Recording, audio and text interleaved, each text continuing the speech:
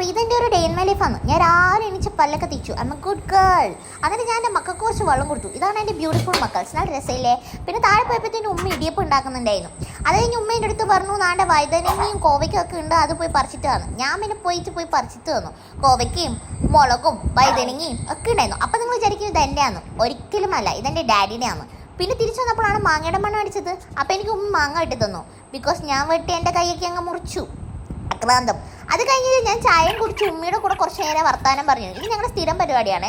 അത് കഴിഞ്ഞ് മണ്ടേ പോയിട്ട് ഞാൻ കുറച്ച് പട്ടമൊക്കെ വരച്ചു. അത് കഴിഞ്ഞപ്പോഴത്തേനും ബാങ്കിൽ പോയിട്ടുണ്ടായിരുന്നു. ബാങ്കിലൊക്കെ പോയി തിരിച്ചു വന്നപ്പോഴും ഞങ്ങൾ വരുന്ന വഴിക്ക് ഫുഡ് കഴിച്ചു. അപ്പോൾ ഉമ്മ എനിക്ക് വാരിത്തരുന്നത്. എനിക്ക് ഉമ്മ വാരിത്തരുന്നത് ഭയങ്കര ഇഷ്ടമാണ്. അപ്പോൾ നല്ല ടേസ്റ്റ് തോന്നും. ആ സെയിം ഫുഡ് ഞാൻ കഴിച്ചാലും എനിക്ക് ഇത്ര ടേസ്റ്റ് തോന്നൂല. അത് കഴിഞ്ഞിട്ട് ഞാൻ എൻ്റെ ക്യൂട്ട് കസിനെ കാണാൻ പോയി. ഇതാണ് എൻ്റെ ക്യൂട്ട് കസിൻ. പക്ഷേ നിങ്ങൾ വിചാരിക്കും ഞങ്ങൾ ഭയങ്കര കമ്പനിയാണ്. ഒരിക്കലുമില്ല, ഞങ്ങൾ ഭയങ്കര അടിയാണ്. അപ്പോൾ ഞാൻ ഒരുങ്ങി ശരിയാവില്ല എന്ന് പറഞ്ഞാൽ എന്നെ ഒരുക്കുന്ന എൻ്റെ ക്യൂട്ട് കസിനാണത്.